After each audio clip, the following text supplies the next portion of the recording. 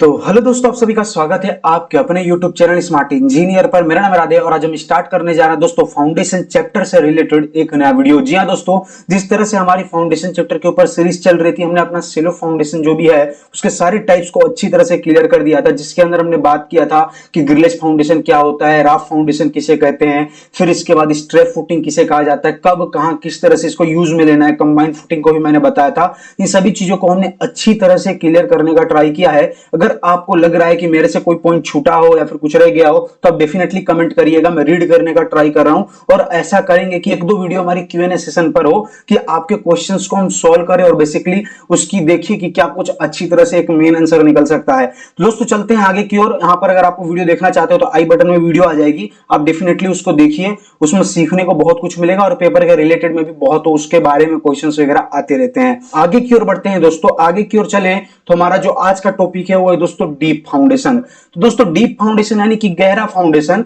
इसकी जो डेफिनेशन है हम सिंपल और शॉर्ट में एक बार जानने का ट्राई करते हैं कि एक ऐसा फाउंडेशन जिसकी डेप्थ उसकी विड्थ के मुकाबले में बहुत ज्यादा हो, यानी कि उसकी जो विड्थ है उसके मुकाबले में डेप्थ का जो यहां पर लेते हैं हम रेशियो, वो डेप्थ हमारा बहुत ज्यादा निकलता है या फिर डेप्थ बहुत ज्यादा रखते हैं, तो उस फाउंडेशन को कहा जाता है यहां पर डीप फाउंडेशन।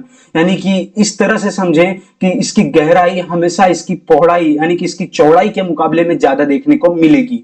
अब इसमें इसकी जो टेक्निकल टर्म है मैंने यहां पर ले रखी है डेफिनेशन की, in case the strata of good bearing capacity is not available near the ground, यानी कि बेसिकली जो हमारा यहां पर ग्राउंड है, नियर द ग्राउंड है, जो हमारा ग्राउंड सरफेस है उस पे हमें जो एक डिजायरेबल यहां पर चाहिए बेयरिंग कैपेसिटी वो अवेलेबल ना हो, तब इसके बाद हम इसका कंस्ट्रक्शन कर सकते हैं। और आगे क्या कह रहा है दोस्तों कि the foundation of the structure has to be taken deep with the purpose of attaining a bearing capacity stratum, यानी कि हम बेयरिंग कैपेसिटी स्ट्राटम को अटेनिंग यानी कि गेन करने के लिए, पाने के लिए हम डीप इनटू द होल करें, यानी कि गहराई तक उसको हम एक्सकेवेशन करें और एक्सकेवेशन करने के बाद हम यहां पर बेयरिंग कैपेसिटी प्राप्त हो यानी कि मिले, तो उस फाउंडेशन को कहेंगे हम यहां पर डीप फाउंडेशन। यानी कि एक डिजायरेबल डेप्थ तक हमें जाना पड़े जहां पर बेयरिंग कैपेसिटी हमें अच्छी मिले, उस डेप्थ की वजह से जो हमारा यहां पर फाउंडेशन उतनी नीचे कंस्ट्रक्शन हो रहा है, उस फाउंडेशन को हम कह रहे हैं यहां पर डीप फाउंडेशन।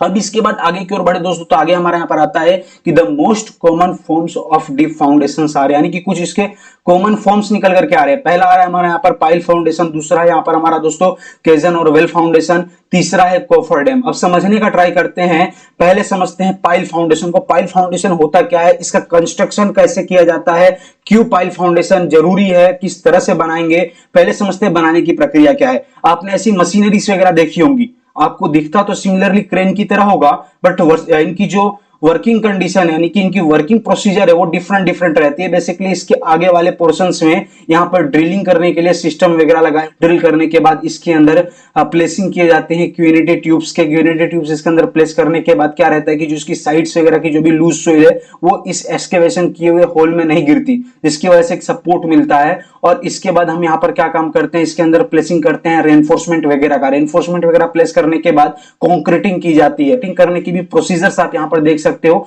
बेसिकली इसके ऊपर यहाँ पर इस तरह से कुछ कैप वगैरह लगा करके ये पाइप डाला हुआ है, पाइप की मदद से कंक्रीटिंग पोर किया जाता है ताकि इसका मटेरियल्स वगैरह है जो भी वो यहाँ पर सेग्रीगेट ना हो, यानी कि बेसिकली अच्छी तरह से नीचे जाकर के भी एक मसाला जो हमारा एक मिक्सचर है वो अच्छी तरह से नीचे प्लेस हो पाए। अब इसके बाद यहाँ पर कंक्रीटिंग प्योरिंग होने के बाद जो इसका यहाँ पर जो हमने प्लेस किया हुआ पाइप था उसको निकाल लेते हैं और निकालने के बाद यहाँ पर आसानी पूर्वक ये सेट हो जाता है और कुछ अच्छी तरह से पाइल की फॉर्म में आ जाता है। यहाँ पर एक फोटो की मदद से दिखाऊं तो देख सकते हैं कुछ इस तरह से ये कंक्रीट की मदद से राउंड शेप में इस तरह से आपको ये पाइल दिखता है। अब इसके ऊपर क्या काम करते हैं, इस तरह से कुछ यहाँ पर स्लेब नुमा आकार यानी कि कैप, एक तरह से इसको कैप पहनाया जाता है, उसको कहते हैं पाइल कैप, ताकि इसके ऊपर यानी कि पाइल कैप के ऊपर जो भी कंस्ट्रक्शन वर्क किया जाए उस सभी का लोड इन सभी पाइल्स के ऊपर डिस्ट्रीब्यूट हो अच्छी तरह से।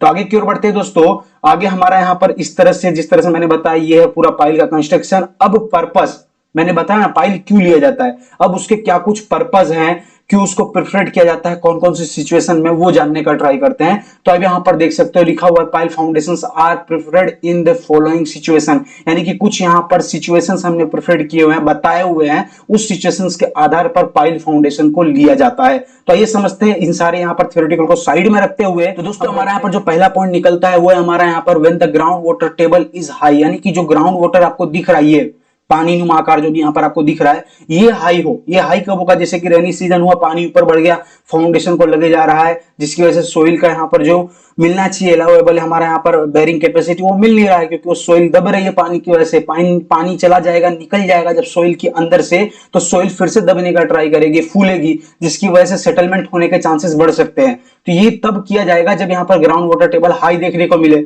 अब बोलोगे सर यहाँ पर मैं राफ्ट फाउंडेशन ना कर दूं, आपने तो बताया था ना कि वाटर अगर ज्यादा हो, पानी का यहाँ पर दिख रहा हो कंडीशन, सोइल यहाँ पर दबने का ट्राई कर रहा है, तो राफ्ट फाउंडेशन बना दो। बट राफ्ट फाउंडेशन आपकी उतनी लोड को नहीं ले पाएगा, जिसकी वजह से एक हमें हाई राइज स्ट्रक्चर अगर बनाना हो, एक समझ लो ब्रिज वगैरह क्रिएट करना हो, तो एक हमें हैवी लोड्स को ट्रांसफर करना है। तो उस हैवी लोड्स को भी ट्रांसफर करने के लिए नीचे का जो स्ट्राटा है वो भी हैवी होना चाहिए। एक तो मान लेते हैं कि राफ्ट फाउंडेशन आपका कम से कम लोड नीचे देगा सोइल्स को, जिसकी बेरिंग कैपेसिटी कम है, बट हमारा उससे भी ज्यादा लोड हो और बेरिंग कैपेसिटी कम हो, उसके मुकाबले में फाउंडेशन अगर हम कंस्ट्रक्ट करें तो समझिए उसके लिए हार्ड स्टार्टा चाहिए। तो ये हार्ड स्टार्टा पर टिके हुए पाइल्स है, जिसकी वजह से इसका लोड अगर इनके ऊपर जाएगा तो अच्छी तरह से वो गेन कर पाएंगे। आगे की ओर बढ़े तो आगे हमारा यहाँ पर आएगा heavy and ununiform loads from super structures are imposed, यानी कि super structure high rise building, जिस तरह से मैं बता रहा था आपको। अब इतनी बड़ी बड़ी बिल्डिंग है, सोचो इसके नीचे जो फाउंडेशन है उसका कितना लोड जाएगा। अब उसमें हम यहाँ पर ग्राउंड वाटर देख रहे हो, इस तरह से पानी भरा हो,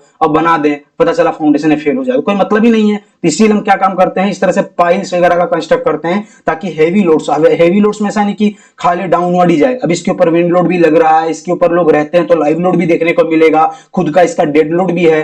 तो इस तरह से सारे हैवी लोड्स जो भी लग रहे हैं अनयूनिफॉर्म, कहीं से भी लोड्स का आ रहा है यहाँ पर। और अब देखें तो यहाँ पर विंड लोड है जो हॉरिजॉन्टल लग रहा है, समझ सकते हो आप। अब इसके बाद जो डाउनलोड जा रहा है यहाँ पर, मतलब इसका डेड लोड जो है वो डाउनवर्ड जा रहा है। अब इसके बाद जो इसके ऊपर लाइव लोड है तो किस तरह से आ रहा है, कोई पॉसिबिलिटी नहीं है, कहीं पे दब रहा है, कहीं पे ज्यादा लोड हमने दिया है, किसी फ्लोर में मशीनरीज वगैरह मैंने सेट की है, तो जिसकी सबसे अलग अलग लोड्स आएंगे। तो ये फर्क देखने को मिलता है, कोई भी लोड यूनिफॉर्म नहीं रहता इसके अंदर, जिसकी वजह से फाउंडेशंस कभी भी ट्विस्ट या फिर फेल होने का चांसेस बढ़ सकता है। तो इसीलिए इसके जो फाउंडेशन से एक हार्ड स्टार्टर पर टिकाए हुए होते हैं। तो दोस्तों आगे की ओर बढ़ते हैं। आगे हमारा यहाँ पर क्या आएगा, यहाँ पर हमारा आगे आ रहा है कि other types of foundations are costlier और नॉट पॉसिबल, यानी कि कुछ ऐसे फाउंडेशंस जो पॉसिबल नहीं है, अगर कर भी रहे हैं उसको तो वो कॉस्टलियर जा रहा है, यानी कि उसकी जो यहाँ पर मनी है, यानी कि इकोनॉमिकल है, वो हमें यहाँ पर इफेक्ट कर रही है बनाने के बाद। जिस तरह से यहाँ पर समझ सकते हो, अगर राफ्ट फाउंडेशन है तो उसका जो पेड़ है उसको बहुत ज्यादा बनाना पड़ेगा, उसमें कॉन्क्रीटिंग वर्क ज्यादा करनी पड़ेगी, रेनफोर्समेंट के यहाँ पर जो भी प्रोसीजर्स है वो फॉलो करने पड़ेंगे, ज्यादा रेनफोर्समेंट जाएगा। अगर इसकी जगह पर ग्रिलेज फाउंडेशन अगर आप बोलोगे कि नहीं चलो ग्रिलेज फाउंडेशन बना देते हैं, तो उसके अंदर जो सेक्शंस बीम्स के रहते हैं, आई सेक्शन एच सेक्शन के जो भी बीम्स वगैरह वो ज्यादा प्रोवाइड करने पड़ेंगे। तो ये कॉस्टलियर पड़ेगा, बहुत ज्यादा कॉस्टलियर पड़ेगा, जिसकी वजह से इकोनॉमी को इफेक्ट करेगा। तो जिसकी वजह से हम क्या काम करते हैं, एक पाइल फाउंडेशन का कंस्ट्रक्ट कर देते हैं जो एक डेप्थ पर जाता है और सारे लोड को ट्रांसफर करता है। आगे की ओर देखिए दोस्तों, तो आगे हमारा लिखा हुआ है कि when the soil at shallow depth is compressible, यानी कि शैलो डेप्थ पर एक सोइल दबने का जब ट्राई करती है तब भी हम इसका कंसीडर कर सकते हैं पाइल फाउंडेशन का। समझ सकते हैं, यहाँ पर मैंने दो मिट्टी के एग्जांपल लिए हैं, एक यहाँ पर देख सकते हो क्ले टाइप है, यानी कि इसके अंदर पानी की मात्रा बढ़ेगी तो ये फूलने का ट्राई करेगी, पानी सूख जाएगा तो इसके अंदर वोइड्स की जो यहाँ पर गैप्स वगैरह है वो खाली हो जाएगी। अब इसके ऊपर हम कोई भी लोड्स वगैरह देंगे तो ये वोइड्स की जो जगह है उसके बीच में जो सोइल्स के पार्टिकल्स है वो दबने का ट्राई करेंगे, जिसकी वजह से क्या होगा, ये सोइल दबेगी और फाउंडेशन फेलियर्स के चांसेस बढ़ सकते हैं। वही यहाँ पर सैंडी सोइल में रहता है, सैंडी सोइल्स के जो भी पार्टिकल्स है वो कोहेशन लेस रहते हैं, यानी कि निकलेंगे एक दूसरे पार्टिकल्स। और उसके ऊपर हम, जैसे कि आपने कभी मुट्ठी में सैंड दबाया होगा, लोग कहते हैं ना